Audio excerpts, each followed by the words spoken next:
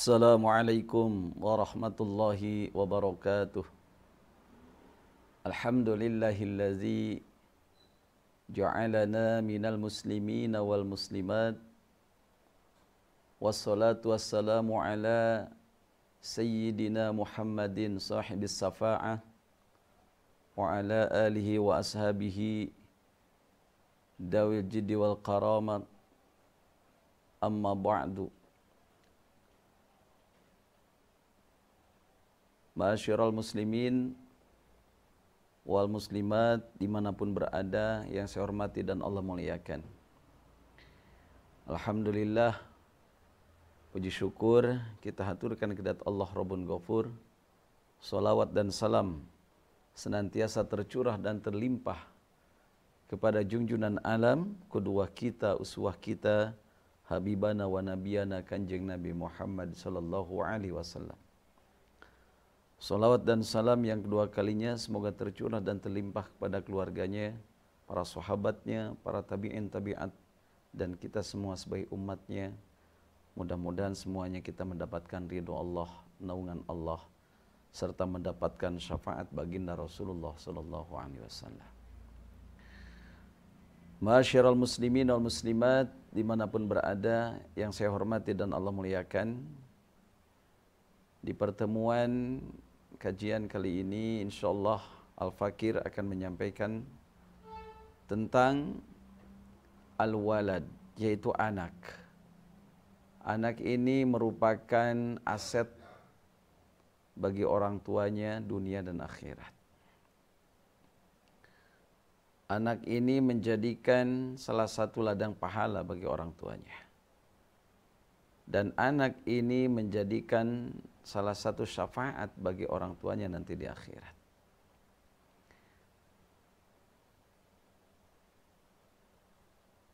Di dalam salah satu hadis dijelaskan bahwasannya Rasulullah sallallahu alaihi wasallam menjelaskan qala Rasulullah sallallahu alaihi wasallam, innar rajula idza nadhara ila imra'atihi wa nadaras ilaihi nadarallahu ta'ala ilaihi ma nadara rahmatin fa idza akhadha bi kaffiha tasaqatas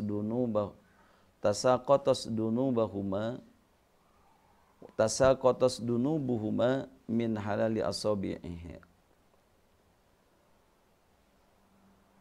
Rasulullah sallallahu alaihi wasallam menjelaskan, innar rajula idza nadara ila imraatih, idza nadara ila imraatih. Sesungguhnya laki-laki yang memandang istrinya, wa nadaras ilaih, kemudian istrinya memandang lagi kepada suaminya dengan bisyahwatin, dengan syahwat, maka nadarallahu ta'ala ilaihima nadara rahmatin, maka Allah akan melihat, memperhatikan suami istri ini dengan penuh kasih sayang. Fa idza akhadha bi kaffiha tasaqatas dunubuhuma min khilali asabi'ihima. Tatkala suami atau istrinya ini saling berpegangan telapak tangan, maka ini menimbulkan suatu rangsangan untuk suami atau istrinya, maka berguguranlah dosa mereka melalui celah-celah jari jemarinya. Jadi ketika suami memandang dengan penuh kasih sayang kepada istrinya, kemudian istrinya memandang pula dengan penuh kasih sayang dan syahwat kepada suaminya, maka Allah akan memberikan kasih sayang kepada kedua-duanya. Dan ketika mereka saling berpegangan jemarinya, berpegangan tangannya, maka akan keluarlah dosa-dosa dari jemarinya istri dan suami tersebut. Yang dimaksud dengan dosa-dosa di sini adalah dosa-dosa yang kecil. Karena dosa-dosa yang besar itu harus khusus di taubatan. Kita bertaubat kepada Allah Subhanahu wa taala. Kemudian dengan kita diampuni dosa-dosa kecil oleh Allah Subhanahu wa taala di setiap saat. Ini menjadikan anugerah kepada kita. Karena dosa kecil kalau kita biarkan akan menjadi besar. Tetapi dosa kecil yang kita lakukan setiap harinya, tatkala kita memandang istri kita dengan penuh kasih sayang, istri pun memandang kita dengan penuh kasih sayang dan syahwatnya, maka Allah akan memandang kita dengan rahmat. Dan tatkala berpegangan, bersentuhan tangannya, maka akan gugurlah, ya, akan keluarlah, Allah akan hapuskan Allah dosa-dosa dari jari jemarinya.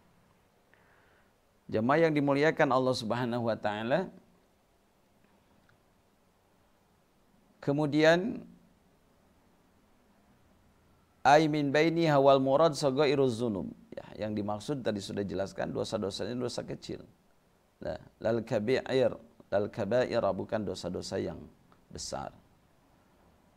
Wa mahalu zalika fima idza kana qasduhu mal ifaf.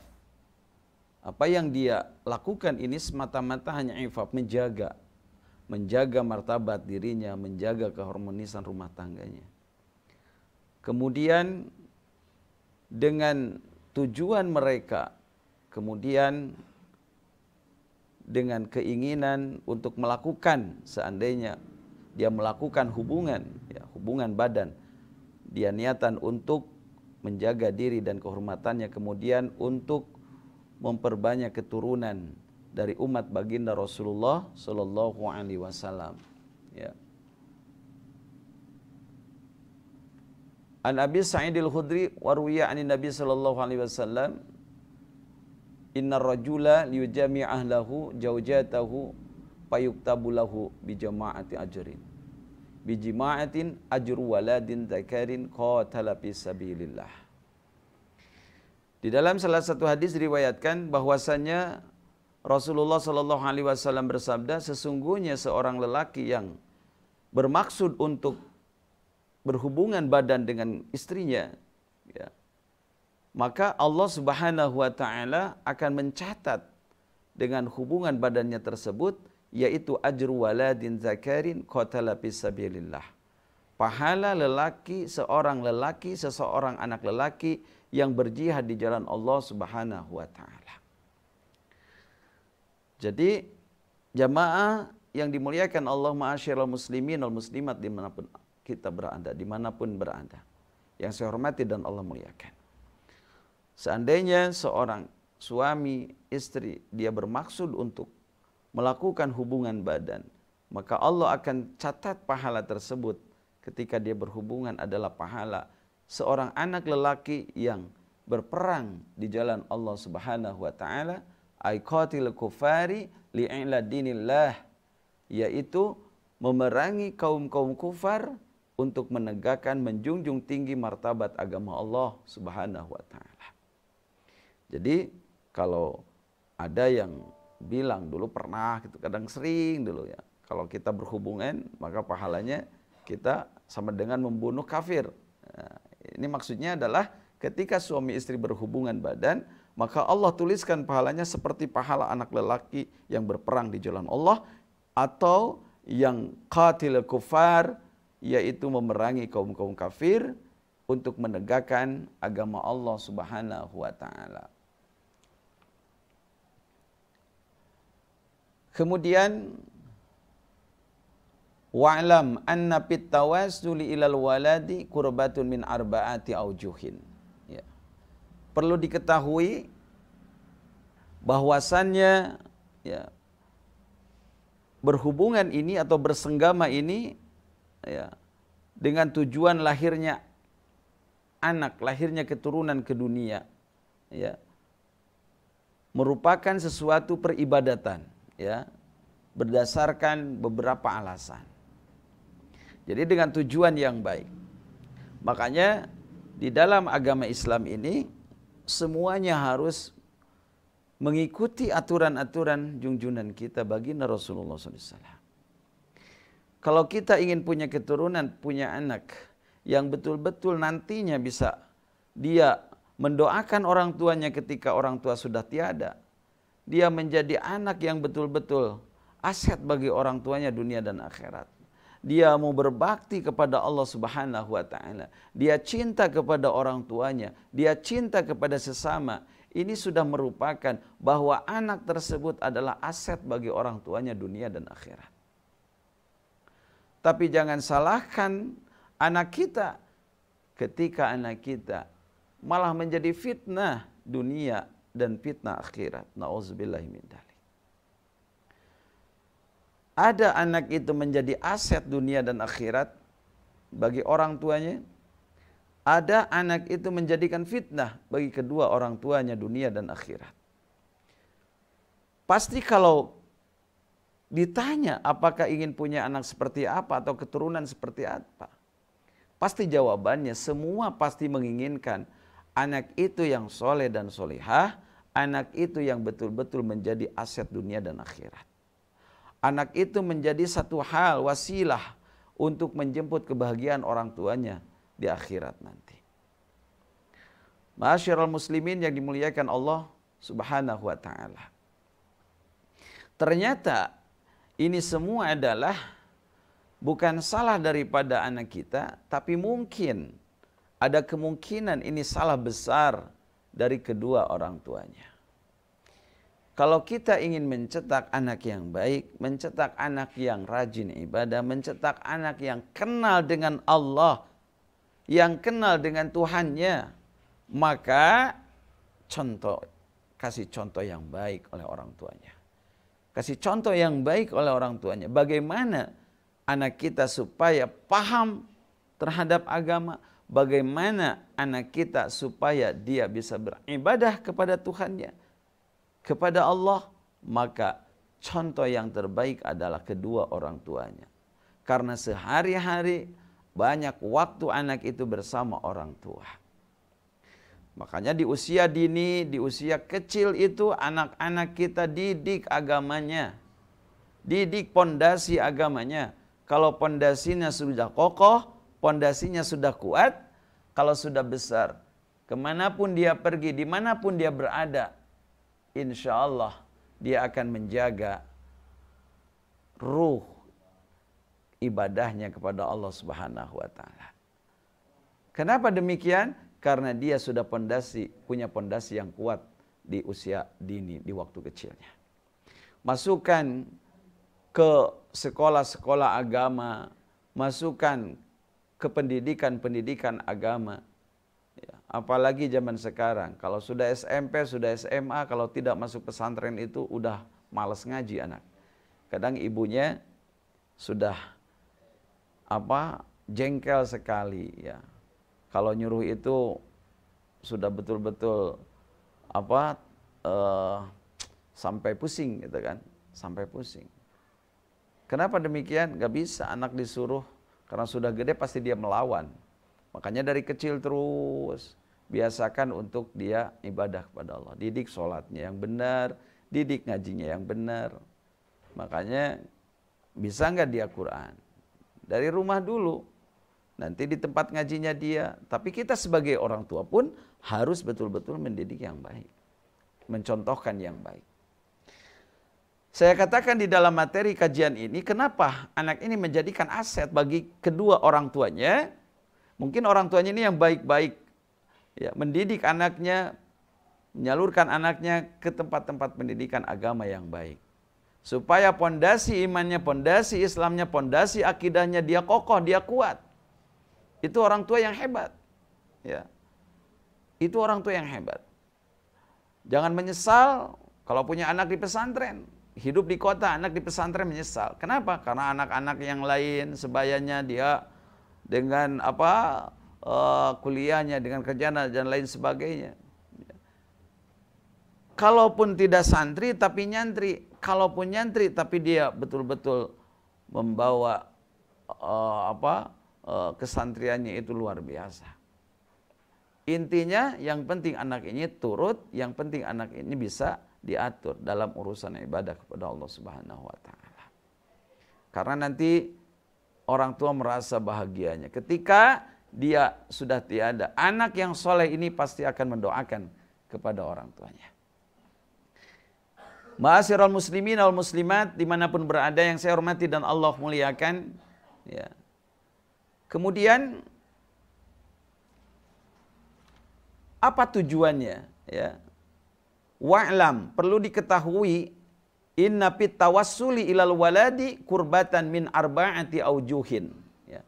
Perlu diketahui bahwasannya di dalam kita berhubungan, bersenggama suami istri ini semata-mata ingin punya keturunan.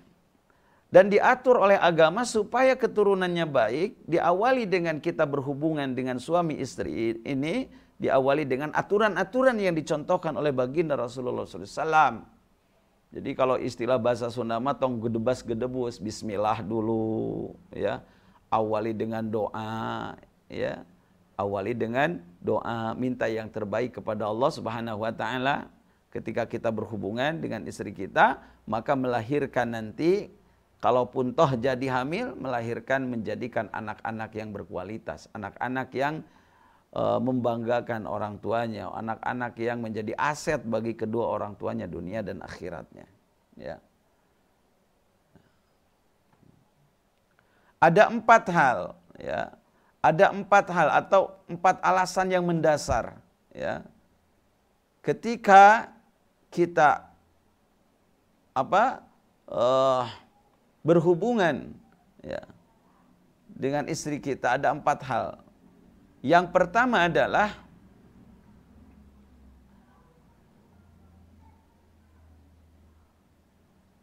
al-awwalu muwafaqatu muhabbatillahi bisa'i bitahsilil waladi li baqai hasanil ihsan. Yang pertama sesuatu, ya, yang diharuskan ini adalah ketika kita punya dasar, punya tujuan, satu sesuai dengan yang dicintai Allah Subhanahu wa taala. Ya. Menghasilkan anak ini demi kelestarian dan kelangsungan hidup, ya. Makanya dengan tujuan yang baik ini kita insya Allah akan diberikan yang terbaik oleh Allah Subhanahu wa taala. Jadi tujuan pertama, ya, perlu diketahui bahwa bersenggama ini sebagai lantaran lahirnya anak ke dunia merupakan suatu peribadah. Ini merupakan ibadah. Berhubungan ini merupakan ibadah, ya. Berdasarkan 4 hal. Yang pertama tadi sudah disampaikan, ya, muwafaqatu mahabbatillahi bisa'i bitahsilil waladi li baqai husnil insani, ya, li baqai jinsil insani. Itu sesuai dengan yang dicintai Allah, yakni menghasilkan anak demi kelestarian dan kelangsungan hidup jenis manusia. Jadi perbanyak anak, ya.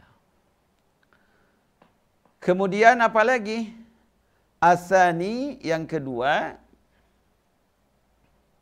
talabu mahabbati Rasulillah sallallahu alaihi wasallam bitaksiri, ya,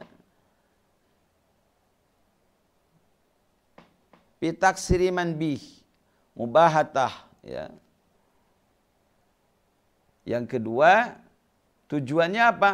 Mencari kecintaan, talabu mahabbati Rasulillah sallallahu alaihi wasallam, mencintai atau mencari kecintaan baginda Rasulullah sallallahu alaihi wasallam dengan memperbanyak umat, ya, bitaksiriman, memperbanyak manusia, ya, yang betul-betul berkualitas, ya, yang betul-betul berkualitas dan, ya, kelak akan dibanggakan di hari kiamat, di kehidupan di hadapan umat-umat yang lain, ya, di hadapan umat-umat yang lain. Ini membanggakan. Membanggakan siapa? Membanggakan kedua orang tuanya, ya, membanggakan kedua orang. Ini yang kedua. Jadi tujuannya apa? Ya, talabu mahabbati Rasulillah sallallahu alaihi wasallam. Jadi tanamkan ketika kita berhubungan ini, suami istri, tanamkan di hati. Ingin mencari cintanya Rasulullah sallallahu alaihi wasallam. Ya. Karena Rasulullah akan membanggakan umatnya yang cinta kepada beliau. Rasulullah akan menyebut nama-namanya nanti di hadapan umat-umatnya yang lain. Makanya jamaah yang dimuliakan Allah Subhanahu wa taala, tujuan untuk menghasilkan seorang anak yang berkualitas, seorang anak yang menjadi aset dunia akhirat diawali dengan kita berhubungan dengan istri yang baik. Doa dulu ya, dan lain sebagainya. Niatan dengan niat yang baik, keinginan yang baik ya, maka insya Allah seandainya di situ jadi janin ya, maka hasil hubungan kita jadi janin, maka insya Allah anak kita akan menjadi anak yang dicintai Rasulullah sallallahu alaihi wasallam. Yang ketiga, wasalisu talabut tabaruki bidu'ail waladi salih ba'dahu. Yang ketiga, mencari keberkahan dari sisi Allah Subhanahu wa taala. Ya, mencari keberkahan dari sisi Allah Subhanahu wa taala. Nah, ini tujuan yang ketiga, talabut tabaruki ya. Talabut tabaruki bidu'ail waladi salih ba'dahu. Jadi mencari keberkahan ya, di sisi Allah Subhanahu wa taala, sebab doa anak soleh sesudah wafat orang tua ini akan menjadikan aset yang paling berharga bagi orang tuanya. Nah ini, jadi niat kita kalau kita hubungan tuh ya dengan istri kita, hubungan badan. Jadi niatan kita, ya Allah, saya ingin mencari keridhaan Allah, mencari cinta Rasulullah. Ya Allah, saya ingin mencari keberkahan dari Allah. Ya, mencari keberkahan dari Allah supaya apa? Supaya anak ini nanti menjadi bidu'ail waladis salih, menjadi anak yang betul-betul yang didambakan. Beliau bisa menjadi anak yang soleh. Menjadi anak yang soleh. Anak yang soleh ini adalah dia mampu untuk membahagiakan orang tuanya, wabil khusus tatkala orang tuanya sudah tiada. Ketika orang tuanya sudah wafat, ayahnya atau ibunya sudah wafat, maka ciri daripada anak soleh adalah dia mampu mendoakan, ya, dia bisa mendoakan kedua orang tuanya. Sebetulnya ini aset yang paling berharga. Punten sekali lagi saya punten minta maaf. Seandainya ada anak, dia punya jabatan hebat, gajinya besar, setiap bulannya uang banyak, orang tuanya dikasih, tapi tidak diperhatikan ibadahnya. Bahkan anak sama sekali tidak bisa mengerjakan ibadah khusus yang pokok, salat 5 waktu kepada Allah Subhanahu wa taala. Apalagi mendoakan orang tuanya karena saking sibuk-sibuknya dari pagi sampai malam untuk mengumpulkan pundi-pundi rupiahnya, mengumpulkan uang. Tapi sayang 1000 kali sayang, dunia yang dikumpulkan itu sebatas hanya dunia. Tapi sayangnya ketika orang tua sudah tiada, tidak bisa anak ini mendoakan kepada orang tuanya.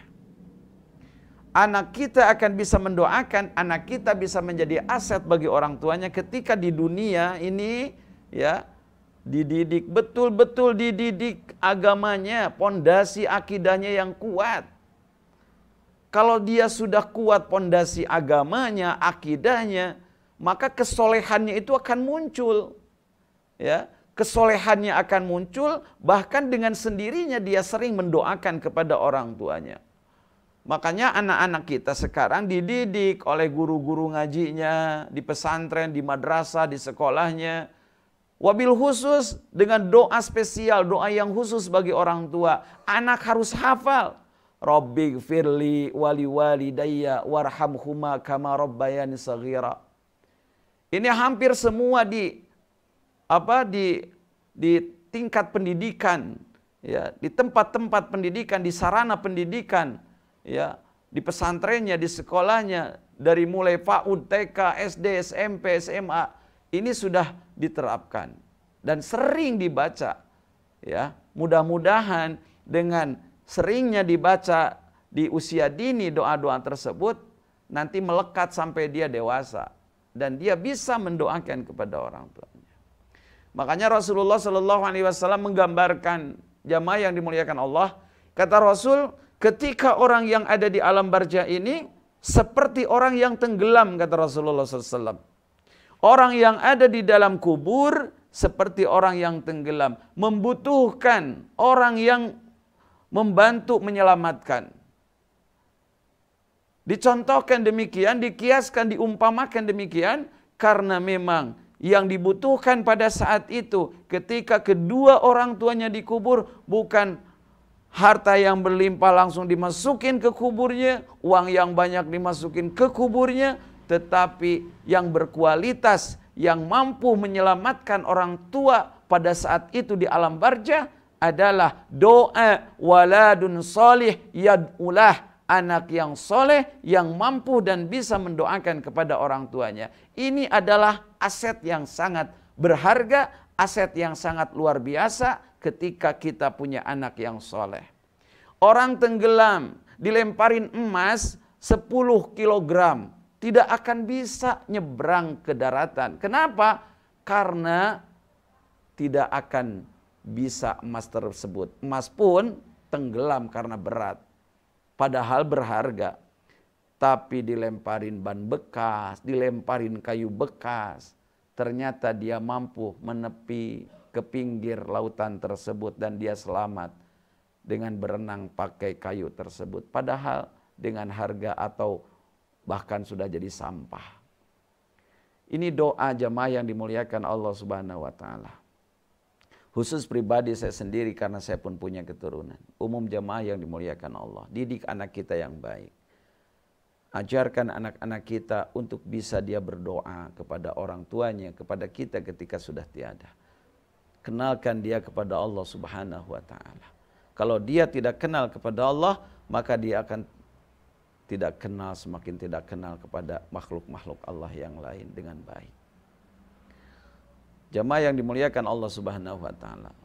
Sekali lagi, karena doa anak soleh ini menjadikan wasilah atau aset yang sangat luar besar, yang sangat luar biasa.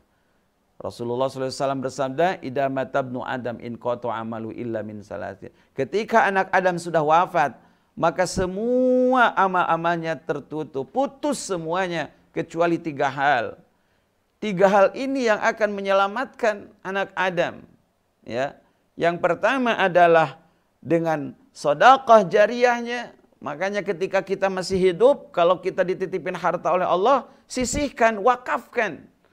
Wakafkan, mewakaf tunainya, mewakaf tanahnya, wakafkan. Untuk pendidikan agama, untuk sarana agama, pembangunan-pembangunan agama, sarana-sarana ibadah, wakafkan. Seberapapun ya harta kita, walaupun ditilai mata dohiriah kita ini kecil, tapi Allah akan membanggakan orang yang berwakaf di jalan Allah Subhanahu wa taala. Dia mengalir terus. Ya. Ibu bapak punya uang, kemudian disisihkan untuk pembangunan masjid. Selama masjid itu dipakai untuk sarana ibadah, sarana sholat, sebanyak orang yang sholat di sana, insya Allah mengalir kepada ibu bapak yang sudah ada di alam barzah. Ibu bapak mewakafkan uang tunai atau tanah untuk pembangunan pesantrennya, sarana pendidikan anak-anak santrinya, maka selama dipakai mengaji oleh anak-anak santri, berdoa di sana, maka mengalir terus pahala kepada orang yang mewakafkannya. Aku punya uang untuk 10 sak masjid, alhamdulillah. Aku mewakaf punya uang untuk 100 sak semen buat pesantren, buat masjid, buat madrasah, alhamdulillah. Nanti kerasanya ketika kita sudah wafat, ternyata harta yang banyak habis dipakai untuk poya-poya dan lain sebagainya, tidak disisihkan untuk sarana agama, ternyata tidak manfaat, semuanya mubazir. Tetapi kita kalau menyisihkan untuk sarana agama, insya Allah harta itu akan menjadikan sedekatin jariyatin, sedekah yang mengalir terus pahalanya kepada orang yang memberikannya atau orang yang mewakafkannya. Yang kedua adalah ketika anak Adam sudah wafat putus semua, cuma 3 yang bisa terus nyampe. Yang kedua, waladun solih yad'ulah, yaitu punya anak yang soleh yang senantiasa mendoakan kepada orang tuanya. Ini aset besar. Harta untuk mewakafkan untuk pembangunan saya tidak punya. Ya, urusan harta boleh nggak punya, saya fakir sama sekali, untuk makan pun saya susah. Tapi bela-belain anak masuk pesantren, bela-belain anak untuk pendidikan agama. Kemudian dia dewasa, kemudian dia menjadi seorang Anak yang soleh, yang bisa berbakti, yang mengenal Allah Subhanahu wa Ta'ala, dia mampu beribadah kepada Allah, itu aset yang sangat besar. Harta tidak punya, tapi punya anak yang soleh. Orang tua sudah tiada, tidak ada jaminan dari harta mengalir, sedekah mengalir karena tidak pernah sedekah. Tapi ada anak yang soleh, ini mungkin salah satunya yang bisa menyelamatkan kita nanti di alam barzah. Punya anak kita yang soleh mendoakan kepada kita ketika kita kena azab Allah, ketika kita ada dalam bencana atau kita dalam kedahsyatan di alam barzah, ya, maka kita akan diberikan keselamatan, dijamin oleh Allah Subhanahu wa Ta'ala dengan doa anak soleh kita. Yang ketiga adalah ilmu yang bermanfaat. Harta tidak ada, anak pun tidak ada, tapi ada ilmu, silakan manfaatkan. Walaupun kita bisanya cuma ikra, sampaikanlah. Kita bisa fikih bab solat, sampaikanlah. Kita bisanya fikih bab wudu, sampaikanlah. Insya Allah itu akan menjadikan ilmu yang bermanfaat. Bisanya apa urusan agama, sampaikanlah kepada orang lain yang membutuhkan ilmu tersebut. Ma'asyiral muslimin wal muslimat yang dimuliakan Allah Subhanahu wa Ta'ala. Jadi tujuan rumah tangga, tujuan kita kemudian berhubungan badan suami istri, tujuan pertama ketika kita sebelum mulai melakukan hubungan tersebut, maka mintalah kepada Allah yang terbaik 4 hal, ya. Salah satunya adalah yang ketiga, mencari keberkahan. Ya Allah, saya dengan berhubungan ini dengan istri saya mencari keberkahan-Mu, mudah-mudahan, ya, dari sperma ini dijadikan janin, kemudian dijadikan nanti ketika lahir menjadi anak yang soleh dan solihah. Tujuannya baik itu, ya. Yang keempat, apa tujuan yang keempat, ya? Kita berhubungan badan dengan istri kita atau suami istri itu, tujuan yang keempat adalah thalabus syafa'ati bimautil waladis shaghir idza mata qablahu, yaitu mencari syafaat baginda Rasulullah SAW, mencari syafaat daripada anak yang telah wafat. Bisa mensyafaati anak yang sudah wafat di waktu kecil, insya Allah. Thalabus syafaat bimautil walad as-shaghir, mencari syafaat seandainya Allah Subhanahu wa Ta'ala mentakdirkan anak kita wafat. Makanya ibu-ibu, wabil khusus nih ibu-ibu, ya, karena ibu-ibu itu melahirkan sangat capek sekali, jeripaya sekali, ya, hidup mati, ya, ditaruhkannya itu hidup dan mati. Makanya banyak ketika ibu melahirkan anaknya wafat, ibunya selamat, anaknya wafat. Atau anaknya usia 1 tahun sakit-sakitan, kemudian wafat. Anaknya baru 2 tahun sakit-sakitan, kemudian wafat. Banyak saudara-saudara kita, tetangga kita, ataupun kita sendiri pernah merasakan, jamaah yang dimuliakan Allah, di keluarga kita, ya, kita punya anak di usia kecil sudah wafat, ya. Sudahlah, jangan sering menangis karena itu adalah aset terbesar, ya, aset terbesar. Walaupun memang sedih, siapa yang enggak sedih, tapi justru kesedihan ini membawa kebahagiaan. Kalau kita punya anak kecil kemudian wafat, Allah takdirkan dia wafat, anak kita itu akan menjadikan syafaat untuk orang tuanya dan akan menjemput orang tuanya nanti di akhirat. Masya Allah, tabarakallah, alhamdulillahirabbil alamin. Ya, kalaupun kecil, ya, sudah besar tapi soleh, alhamdulillah. Di usia kecil wafat, ya itu karena sudah takdir Allah. Tetapi sekali lagi ini menguatkan bagi kaum ibu atau para suami ketika kita punya anak, ya, seorang bapak, ya, seorang ibu, seorang bapak, ketika kita hanya punya anak kecil wafat, itu akan menjadikan syafaat bagi kita, ya, memberikan syafaat bagi kita kelak di akhirat nanti. Jadi ma'asyiral muslimin yang dimuliakan Allah Subhanahu wa Ta'ala, inti daripada kajian ini yaitu tentang anak yang berkualitas, anak yang soleh, anak yang bisa menjadi aset bagi kedua orang tuanya. Bagaimana caranya? Sekali lagi saya sampaikan, diawali dengan hubungan kita. Ibu bapak yang sudah menjadi suami istri sah, ketika mau berhubungan badan, niatan yang baik, minta yang terbaik kepada Allah Subhanahu wa Ta'ala sebelum berhubungan. Maka insya Allah semuanya akan menjadikan keberkahan. menjadikan kebaikan, dan anak tersebut kalau lahir nanti ke dunia insya Allah akan menjadi anak yang hebat. Dia mengenal Allah, dia akan baik kepada orang tuanya, dan dia akan menjadi aset terbaik di akhirat nanti. Dan seandainya walaupun wafat di usia dini, dia akan menjadikan syafaat bagi kedua orang tuanya.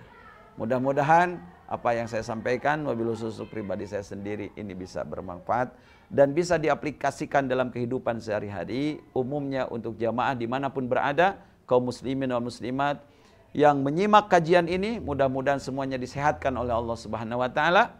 Mudah-mudahan Allah menjadikan duriyah-duriyah kita, keturunan-keturunan kita menjadi keturunan-keturunan ahli ibadah, ahli Quran, ahli syukur, ahli takwa, dan menjadikan aset yang berharga bagi kedua orang tuanya dunia dan akhirat. Rabbana atina fid dunya hasanah wa fil akhirati hasanah wa qina azabannar. Wa sallallahu ala khuluqi Muhammadin sayyidil ummi wa ala alihi washabbihi wa baraka wasallam.